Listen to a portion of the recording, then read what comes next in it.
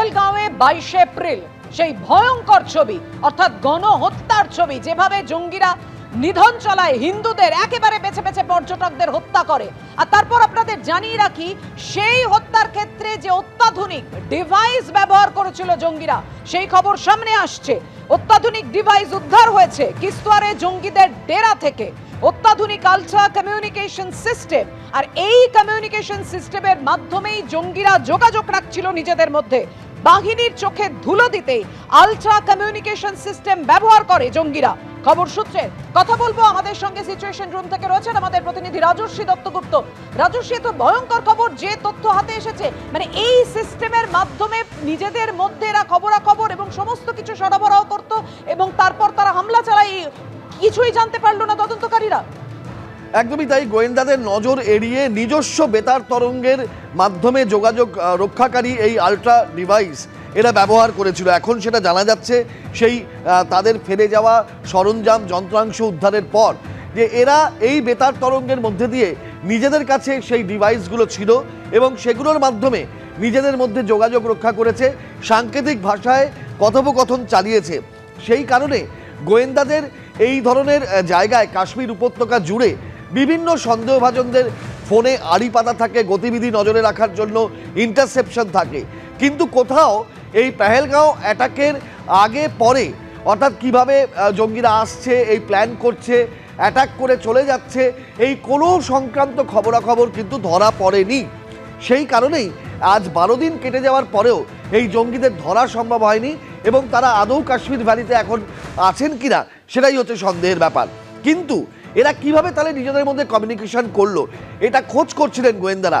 এবারে খোঁজ করতে গিয়ে অভিযানে নেমে বিভিন্ন সন্দেহভাজনদের ডেরায় তল্লাশি চালাতে চালাতে এই আলট্রা ডিভাইসের যন্ত্রাংশ উদ্ধার হয়েছে।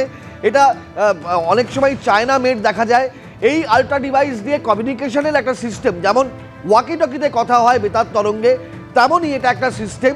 সেই সিস্টেমে এরা নিজেদের মধ্যে কথোপকথন চালিয়েছিল।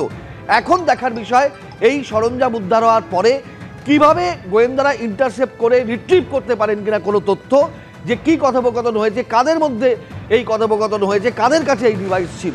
তাহলে এই একটা যোগসূত্র গোয়েন্দারা পাবেন এবং তারা তাদের তদন্তের ক্ষেত্রে এটা অনেকটা সহযোগিতা করবে।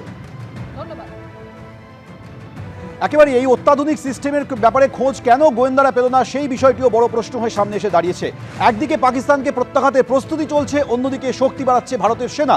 পাকিস্তানের যুদ্ধ বিমান, কপ্টার, ড্রোনস ধ্বংসে air defence system, short range air defence সিস্টেমকে আরও শক্তিশালী করতে এবার অস্ত্রের বরাত। ভারতীয় সেনার জন্য আরও রকেট লঞ্চার, ক্ষেপণাস্ত্রের বরাত দেওয়া হয়েছে। 48টি রকেট লঞ্চার, 85টি মিসাইলের বরাত ভারতীয় সেনা দিয়েছে বলে সূত্রে খবর। অর্থাৎ জঙ্গিদের বিরুদ্ধে লড়াইয়ে আরও শক্তিশালী অবস্থান নিতে এই সমস্ত অস্ত্রের বরাত দেওয়া হচ্ছে।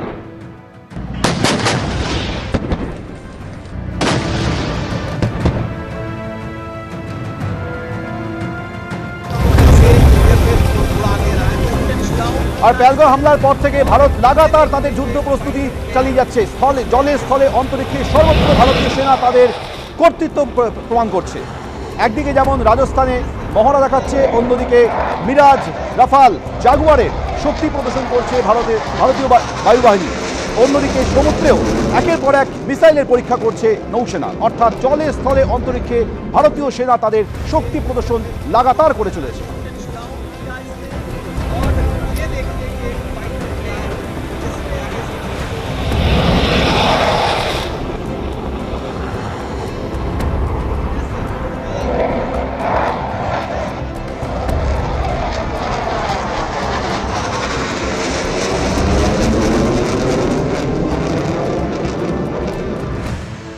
আর এর মধ্যে 12 দিন পেরিয়ে গেল, এখনো অধরা জঙ্গিরা। কোথায় লুকিয়ে রয়েছে জঙ্গিরা, তারই খোঁজ চালাচ্ছে সেনা। এদিকে জানিয়ে রাখি আপনাদের যে কাশ্মীরে লুকিয়ে পাক জঙ্গি মুসা ও তার সঙ্গীরা, সূত্রের খবর এমনই। কিন্তু মুসা ঠিক কোথায় লুকিয়ে রয়েছে, উপত্যকা জুড়ে চিরুরি তল্লাশি চলছে।